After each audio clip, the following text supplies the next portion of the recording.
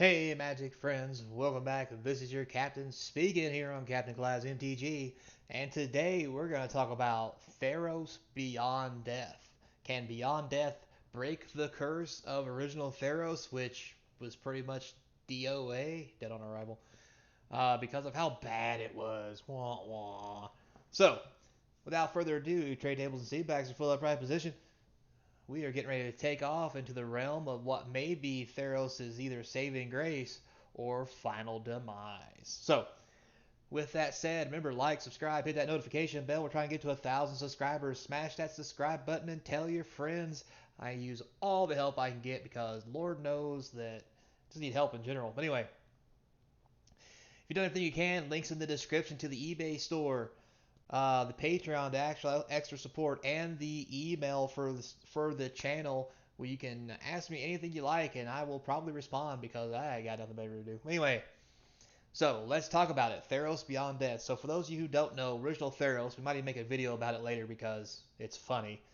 Was awful, and Theros Beyond Death did not shake that curse when it came out. Caveat there. So people were scared to death when New Theros came out that it was going to be a crap show, just like original Theros, because nothing went well and the set was not worth money.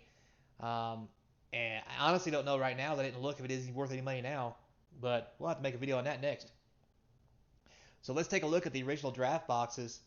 Once again, this is before the time of set boosters. All we had was this was the second set of collector, I believe, the second set to have collector boxes, maybe. Yeah, I think it's the second set to have collector boxes because Theros was, or not Theros, Throne of Eldraine, the last video, check it out, or was the very first set. So, came out around $89 because, again, people were just horrified by the fact it was called Theros. Um, you can see it comes out here. Not a whole lot of sale data to be put up. They were not $12 a box because I actually would have bought them at $12 a box just because I'd be like buying Fallen Empires, which now 10 years later is worth thousands of dollars. But anyway, so it's probably around, you know, around this 80 mark, all the way up to 21, and then up to 110. What the heck? So as it's progressed after the pandemic, it has gained a little bit of volume. But honestly, market-wise, it's only selling around 100, even though the average is around 115. You can see it's going up and down over the course of the last few months until right now it's settling around a market value of about 1.7. With an average box value of 120 is what they're saying. I've looked it up. There are plenty of these boxes still out there, and they're selling for about 1.5 to 110, 120 with shipping, handling, taxes, what have you, out the door to your house. So, is that good? Well, I mean, for a set that's this old, it's actually aged worse than M21, which is a core set. Which, if that doesn't tell you anything, I don't know what will. Um, but with that said, there is a shining beacon of light that this is not as terrible as people thought because it is progressing a little bit, and it might still be cheap enough to make a little bit of money on it. So let's take a look at the actual cards in these booster boxes to see is it worth investing if we look at it that way. So inside the booster boxes, here we go. Here's the highest to the lowest. Shadow Spear topping it off, $22 with same amount for the foil basically. Croxa, Titan of Hunger's Death, $22, a couple dollars more. Basically, the foil is the same. Heliod, $20, $20 foil. Basically, the foils and non-foils are about the same price, it looks like. You know, Nyx Bloom's above 20. Dryad Elysium Grove's a good card. Uros, Sporting, 13 bucks. That's, boy, I remember that thing was a lot more than that. Remember that thing was like 50 bucks? 60? Yeah, I remember that. Pepperidge Farm remembers. Anyway, yeah, once it rotated out, started getting banned, it was not good for it. Thassa's Deep Dwelling's around 13. Thassa's Oracle, this thing, just because, I guess. Idyllic Tutor is actually worth a few dollars. And you'll notice that as we go down the list, it's pretty slim pickings, which is probably why this box value is as low as it is. It's because it's just not as good. Now, the Iron Scale Hydra, which I'm pretty sure what came in one of the Commander decks, foil is $6 and something. So, and if you're wondering, well, if it came in a Commander deck, Clyde, like this Ashiok here, um, why is it a foil? Is it and a regular card? Because in collector boosters, you were allowed to get these cards. They could be in foil and non-foil. At least I think. At least that's what I think. If I'm not, put something down in the comment section. Tell me I'm wrong, because I get tired of talking to myself. Anyway, so all the lands, these are these special Yu-Gi-Oh lands. They're sporting a couple dollars if they're in foil, dollar regular foils. Not a whole lot going on past that, other than, like I said, the lands.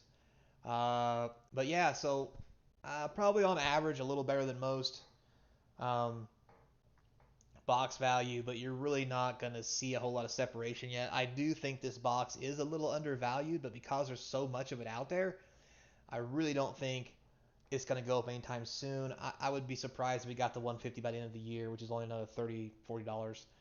I'd be shocked to see that. Now, with that said, I do think this is something very nice to invest in because it's already old and still so cheap. I mean, this is older than M21, and the M21 booster boxes cost like $50 more than this, $60 more than this.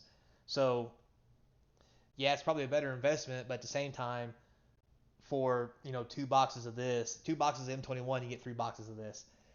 So, if you're playing the law of large numbers, more of this over time will get you a better return than less of M21, unless M21 goes through the roof like it has been, and that's a whole other story. See the video. Once again, at the end of the day, the risk is yours. Take it if you want it. Now, with that said, let's see if the same holds true for the collector box, because, right, this set's not doing well. It's named Theros. It's already got that going against it. Let's see what the collector box looks like. Oh, look at that. So came out around 289, 290, immediately dipped down into 150s, 160s. It has come back up. It's floating around the 200 to 220 range. Seems pretty cool. So it's around 216. I did look on TCG Player. There are a lot of these boxes left to be opened, which can be a good or bad thing. It has only went up a little bit, but it is about 220 out the door. Now, with that said, is it worth 220? Well, that's yet to be seen. So let's take a look at the cards you can get inside of the collector box by itself, and see if it's actually worth that kind of risk. Because basically, two boxes, this is equals two boxes a draft. So, the collector cards should be that much better, right? Well, let's take a look, and we'll find out. Oh, sweet mother of Jesus, look at the numbers on that.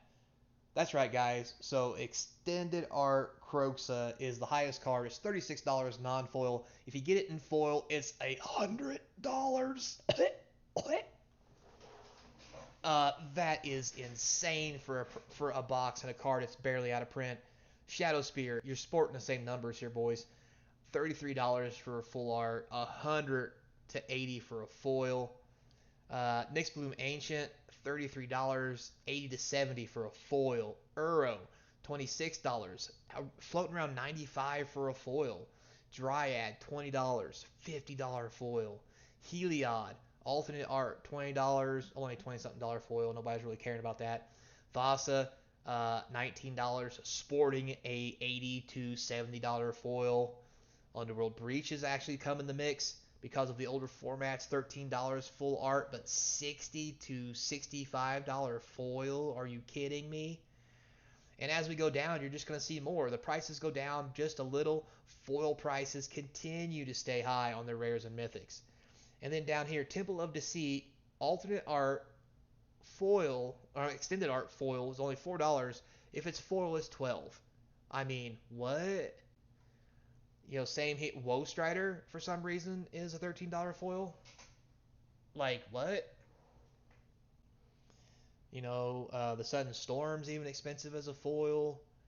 We got another Temple full art foil. Apparently, the full art Temples are actually very, very sought after, which, from the box opening videos I've seen, you do get quite a few of them. Now, they have to be foil, because they're just $3 any other way, but still, I mean, hey-oh. And all these alternate art cards, no matter what they are, as long as they're foil, they're worth $2 or $3. But just the insane amount of price for these foils is absurd for this set. I mean, just look at it.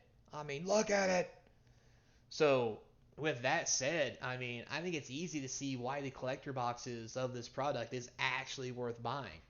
I mean, yeah, they're all going to be foils. It might be a little hard for you to play them, but if you're looking for investment value, this is definitely where it's at. I mean, one Croxa pays for half your box. I mean, one Shadow Spear pays for half your box. One Nyx Bloom, one Uro pays for half your box. A Thassa, which is a rare, pays for half your box. A Shadow Spear is a rare. Dryad's a rare. Underworld Breach is a rare. All these cards pay for one third or one half of your box by hitting one of them. So, with all that said, I think this is a good investment. Now, because so much was in the market and people did downplay it so much and didn't like it just because it was called Theros, it might take a little bit longer for these collector box prices to go up because as we saw, this collector box price is only sporting around the 216 range. There's already collector boxes that were made after this that are worth far more. Um, but at the end of the day, because this collector box is a 21 Ikoria, like even Zendikar, I think are sporting better prices than this. But at the end of the day, it's cheaper. It has good investment value. You can, if you crack it, nail expensive cards. So I think it is worth investing in if you got the kind of money laying around to do that. But at the same time, there's a lot of new stuff coming out too that looks like it's going to be really good. Streets of New Capenna seems great. You know, double masters, triple masters, masters 2. Baldur's Gate, Commander Legends 2. I mean, so much stuff coming out. It might not be the best time to invest in this older stuff unless you've got two kinds of money for new and money for old. But that's my personal opinion. Remember, guys, I'm not a financial advisor. I'm just a geek who likes to geek out over cards. So take it for what you will. But that's my personal opinion. Till next time, be kind. Thanks for watching. And as always, I hope to see you across from the game table.